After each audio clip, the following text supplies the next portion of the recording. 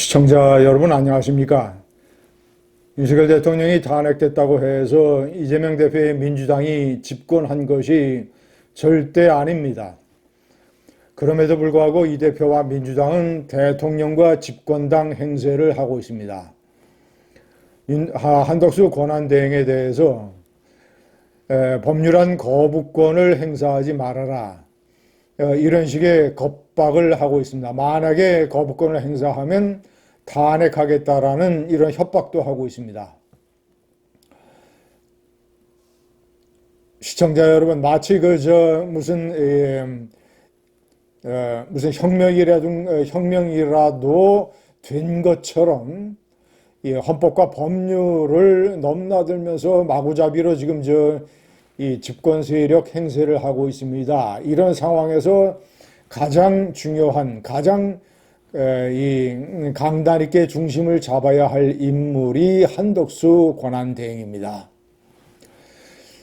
시청자 여러분, 현재 이 거부권의 대상이 되고 있는 이 양곡관리법을 포함한 이른바 농업사업법과 그리고 이제 국회법 개정안, 국회 증언감정법 개정안, 이런 것들, 양곡관리법은 한마디로 얘기하면 이 시중에 남아도는 쌀을 국가가 재정을 수입을 해서 사줘야 된다라는 것, 한마디로 시장의 자유경제 질서를 위협을 하는 악법입니다.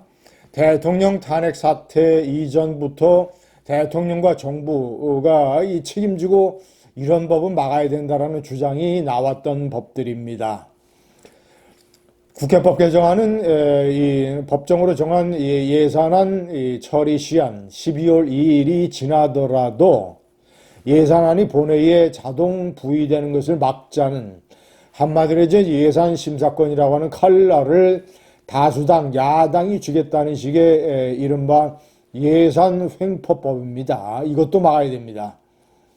증언감정법 개정안은 기업인들을 국회로 마구 호출할 수 있고, 이런 것으로 인해서 업계가 경제활동에 상당한 지장이 많다라고 해서 반대를 호소하는 그런 법안입니다. 이런 6개는 정책, 민생과 관련된 법안이기 때문에 무조건 거부권을 행사해야 됩니다. 자, 그리고 김건희 특검법, 이것은 탄핵 사태 이전에 이 특검법의 혐의를 15개에서 2개로 줄였다가 다시 이제 탄핵 바람에 편승을 해서 15개로 대폭 늘린, 이것도 악법입니다. 윤석열 대통령의 잘못된 비상계엄, 그리고 탄핵 소추 당한 것, 이런 것과 부인 김건희 여사에 대한 특검법 일종의 광풍은 전혀 다른 것입니다. 탄핵 사태 이전에도 김건희 특검법이 왜 문제가 많으며 왜 여당이 강력하게 반대를 해야 되는 것이며 한동훈 대표마저도 이것은 안 된다라고 왜 반대했던 그런 이유가 탄핵 사태 이후에도 존재하는 것입니다. 시청자 여러분, 야당이 마구잡이로 특별검사를 추천을 하고 이 대통령 권한대행이 임명을 해야 되며, 말도 안 되는 무슨 15개 혐의 전부 다 끌어붙여서 시중에 찌라시에 올라온 소문 같은 얘기들을 이 나라의 대통령 부인을 특검하겠다고 하는 일종의 인민재판 조리돌림, 문화대혁명식의 공세입니다. 한덕수 권한대행이 이것을 막아야 됩니다.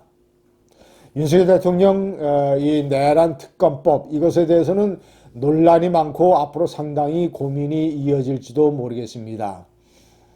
특검법에 반대하는 주요한 이유가 특검을 민주당과 조국혁신당이 각각 한 명씩 추천을 해서 그 중에서 대통령 권한대행이 한 명을 임명을 하는 것으로 되어 있는데, 시청자 여러분, 이것도 이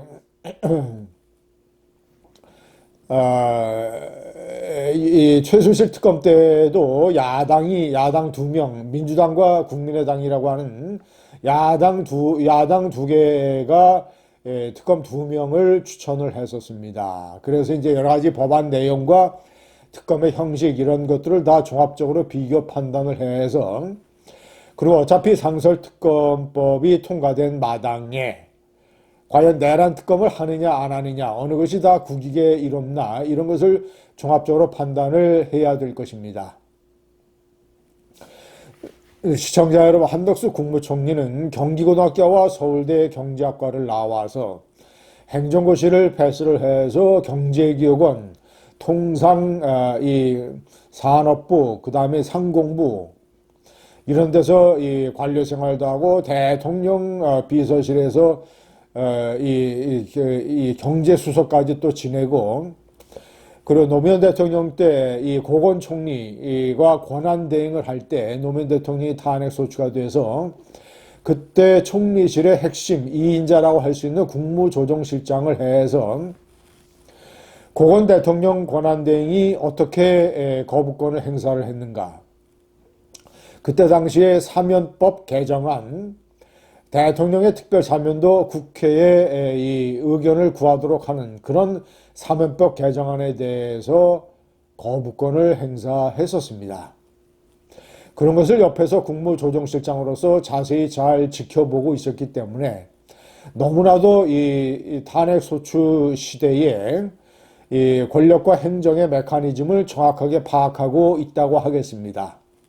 한덕수 국무총리이자 대통령 권한대행은 올해 75세입니다. 총리를 2번을 하고 여러 이 행정부의 고위직 관료를 지내고 한국무역협회 회장도 하고, 이런 이 평생을 공직을 통해서 대한민국을 위해서 일해온 정통 관료 출신이 이제 공직의 마지막 시간을 보내고 있습니다. 그가 더 고려해야 될 것이 무엇이겠습니까? 개인적인 영광이나 명예, 이런 것은 누릴 만큼 누렸고 공직에 봉사한 기간도 충분히 길었습니다. 이제 50년 가까운 그의 공직 생활의 마지막에 마침표를 찍는 단계에 있어서 그는 오직 역사와 국민 그리고 국가의 이익만 바라보고 야당의 광풍에 가까운 인민재판식 공세에 맞서서 강단 있게 중심을 지켜내야 할 것입니다. 거부권을 행사해야 됩니다. 시청자 여러분, 거부권 행사뿐만이 아닙니다. 앞으로 헌법재판관 임명 이런 것들도 다 이제 이 대통령 권한 대행으로서 적법하게 권한을 행사해서 국가가 혼란으로부터 탈출해서 하루빨리 안정을 찾을 수 있도록 그가 중심을 잡아야 됩니다. 그의 어깨에 역사의 상당 부분이 올려져 있습니다. 감사합니다.